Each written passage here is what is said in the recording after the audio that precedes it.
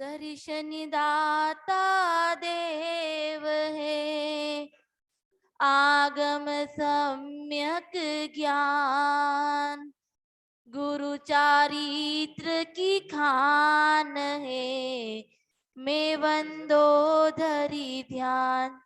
जी बोलो देवाधिदेव अतिशय बड़े बाबा आदिम तीर्थंकर आदिनाथ भगवान की जय। चारित्र चक्रवर्ती आचार्य श्री शांति सागर जी महाराज की जय। तृतीय पट्टाधीश धर्म शिरोमणि आचार्य गुरुवर श्री धर्म सागर जी महाराज की जय। वात्सल्यवारिधि आचार्य श्री वर्धमान सागर जी महाराज की जय। प्रज्ञाक्षण बालिधि परम पूज्य गुरुदेव श्री अमित सागर जी महाराज की जय। हो जिनके मन में हो सिंधु सा गहरापन, हो जिनके मन में हो सिंधु सा गहरापन, जिनकी वाणी में कोकिल सा मीठापन, हो जिनकी वाणी में कोकिल सा मीठापन, हो जिनकी चर्या में, हो जिनकी चर्या में तप का तेजस्वीपन, हो जिनकी चर्या में तप का तेजस्वीपन, ऐसी माता प्रशांति मति को नमन, ऐसी माता प्रशांति मति को न। जो लोग परम पूज्य वात्सल्य मुझे गुरु मारी का सुपार्श्वमती माता जी की जय। चर्या शिरोमणि आगम रक्षिता प्रशांत मना गुरु मारी का प्रशांतमती माता जी की जय। अहिंसामय विश्व धर्म की जय।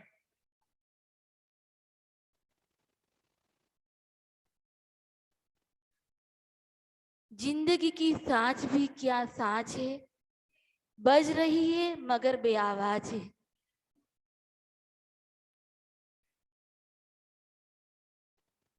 पूज्य माता जी का आज समाधि दिवस हम सब यहाँ पर मना रहे हैं। जैसा उनका नाम था प्रशांत मती जी, वैसे ही उनके गुण थे। यथा नाम तथा गुण को धारण करने वाले थे। उनके बचपन का नाम पंकज था।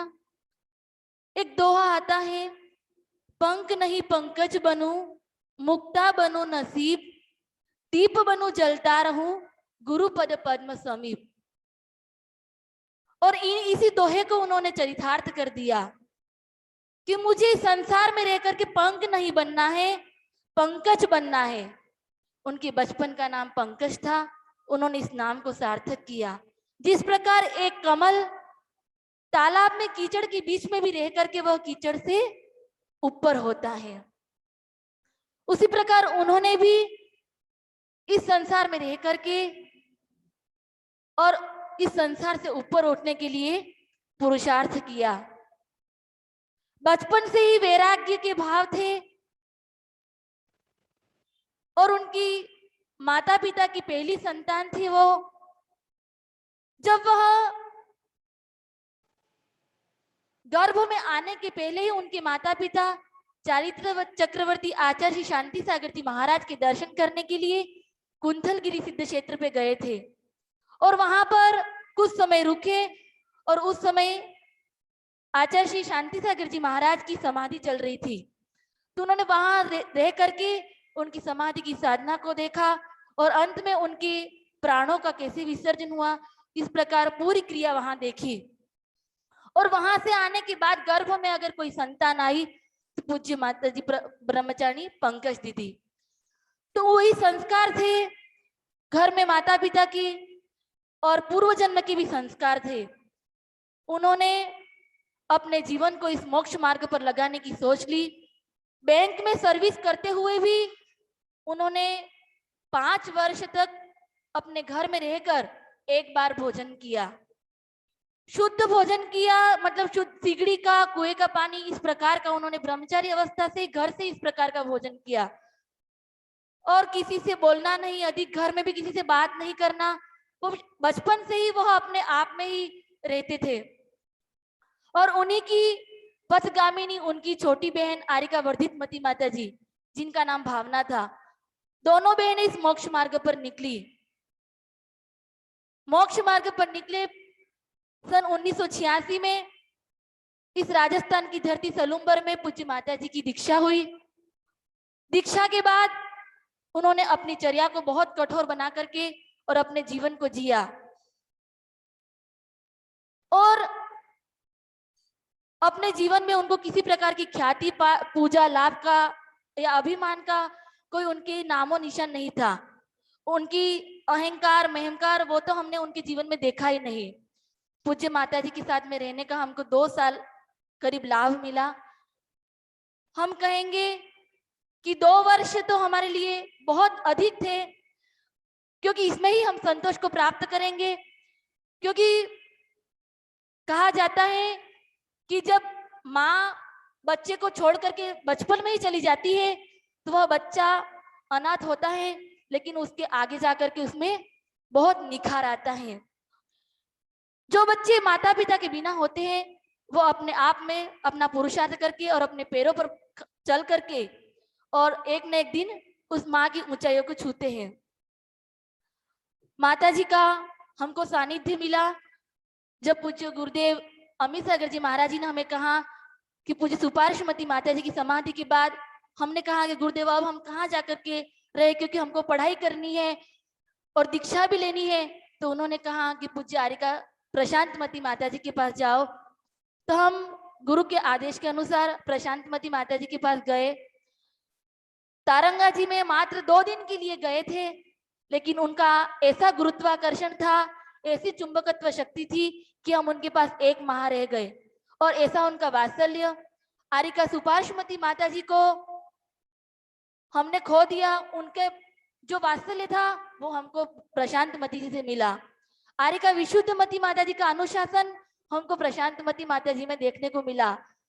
पूज्य मुनि दयासागर जी की दया भावना हमको प्रशांतमती माता जी में देखने को मिली।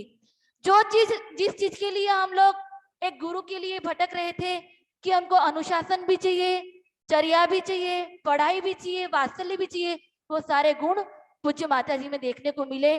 तो हमने वहीं पर तारंगा जी में ही छोटे पहाड़ पर एक मिट्टी की भांति पूज्य माता जी को समर्पित कर दिया।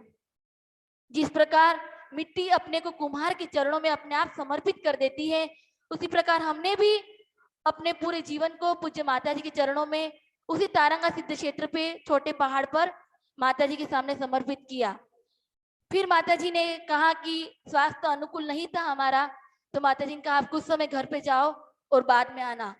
2 माह के बाद जब पूज्य माता जी दरियावत के पास महू क्षेत्र है, वहां आतिशी क्षेत्र पे थी और वहां माता जी के चरणों में हमेशा के लिए गए, वहां श्रीफल भेंट किया और हम दोनों बहनें पूज्य माता जी के साथ में रहने लगे। सन 2017 का चातुर्मास दरियावत में हुआ, तब हमने 4 माह तक घर पे जाने का त्याग कर दिया था कि हम 4 माह माता जी के पास रह करके अच्छे से पढ़ाई करेंगे। और 2018 का चतुर्मास पूज्य माता जी का पाठशाला में था, लेकिन हमारा इतना दुर्भाग्य रहा कि हम चतुर्मास में पूरा लाभ नहीं ले पाए, क्योंकि पहले तो माता जी ने हमें 10 लक्षण के लिए बाहर भेज दिया, फिर इसके बाद हमारा स्वास्थ्य प्रतिकूल था तो हम नहीं रह पाए, और इसके बाद पूज्य माता जी का पैर फ्रैक्चर हुआ तो पढ़ाई नहीं हुई। और जस्ट दीक्षा का मुहूर्त हो गया तो गोद भराई के लिए, बिनौली के लिए बाहर भेज दिया, तो वो चातुर्मास भी हमको अच्छे से नहीं मिला। और इस प्रकार धरियावत के नंदनवन में, हिमवन में हम लोगों की दीक्षा हुई। और दीक्षा के बाद मात्र 4 महीने निकले थे कि पूज्य माता जी हमारे बीच से चले गए। लेकिन मन में संतोष करते कि जब आरिका सुपार्श्वमती माता जी की दीक्षा के 25 दिन बाद उनके गुरु वीर सागर जी की समाधि हो गई थी। उन्हें मात्र 25 दिन का गुरु का संयोग मिला था। पूज्य आरिका प्रशांतमती माता जी के गुरु दयासागर जी महाराज जी, उनके साथ में पूज्य माता जी का एक भी आहार नहीं हुआ, क्योंकि दीक्षा के अगले दिन माता जी का स्वास्थ्य इतना प्रतिकूल हो गया था कि उनको आहार के लिए जल्दी उठाया गया। और इसके बाद माता जी ने विहार कर दिया, तो उनको भी गुरु का सानिध्य बहुत कम समय मिला। तो हम अपने आप को करते, कम से कम हमको 4 महीने तो गुरु के पास मिले रहने के लिए। और विंटर में प्रवेश किया, और प्रवेश के बाद आज के दिन श्रावण कृष्णा द्वादश के दिन प्रातःकाल 9:35 पर पूज्य माता जी ने अपने इस संयम के जीवन का अंतिम लक्ष्य समाधि रूपी कलश शिखर पे चढ़ा करके और अपने इस जीवन को सार्थक किया। हम कहते हैं कि उन्होंने बहुत कम समय में चले गए, 34 वर्ष उनकी दीक्षा के हुए थे। 34 वर्ष तक उन्होंने अपनी कठोर तप चर्या साधना को निरंतर बरकरार बनाए रखा। जीवन के अंतिम क्षण तक भी उन्होंने अपनी साधना में, अपनी चर्या में कहीं बाधा नहीं आने दी। और समय कम हुआ, कम समय में चले गए, यह महत्वपूर्ण नहीं है। उन्होंने इतने कम समय को भी कितने संयमित भावों से जिया, यह महत्वपूर्ण है। कोई व्यक्ति 100 वर्ष जीता है, यह महत्वपूर्ण नहीं होता है। उन्होंने अपने जीवन के कितने वर्ष संयम में बिताए, यह महत्वपूर्ण है। 34 वर्ष तक उन्होंने अपनी साधना को अच्छे से किया, बनाए रखा, और उन्होंने इस प्रकार के संस्कार हमें दिए दीक्षा के कि हम भी अपने इस स्त्री पर्याय को की उत्कृष्ट अवस्था आर्य पद को धारण किया, और उन्हीं का उपकार हम इस जन्म के अगले जन्म नहीं भूलेंगे कि अगर काश उनकी समाधि हो जाती और हमारी दीक्षा नहीं होती तो दीक्षा का योग टल जाता, कभी दीक्षा होती या ना होती। तो हम उस चीज को बहुत महत्वपूर्ण मानते हैं कि शायद हमारे लिए बहुत महत्वपूर्ण दिन था कि उन्होंने हमें दीक्षा दी और हमारे स्त्री पर्याय को धन्य किया। हम पूज्य माता जी के चरणों में आज के दिन यही श्रद्धांजलि समर्पित करेंगे कि हे माँ, 2 पंक्तियों से कहूंगी कि छोड़ चली मझधार में मन को कैसे समझाए हम, हे माता तेरे चरणों की रज को पाने अब आए हैं कम, अब आएंगे कहाँ। इन्हीं भावनाओं के साथ जय बोलो परम पूज्य प्रशांत मना गुरु मारिका प्रशांत मती माता जी की जय।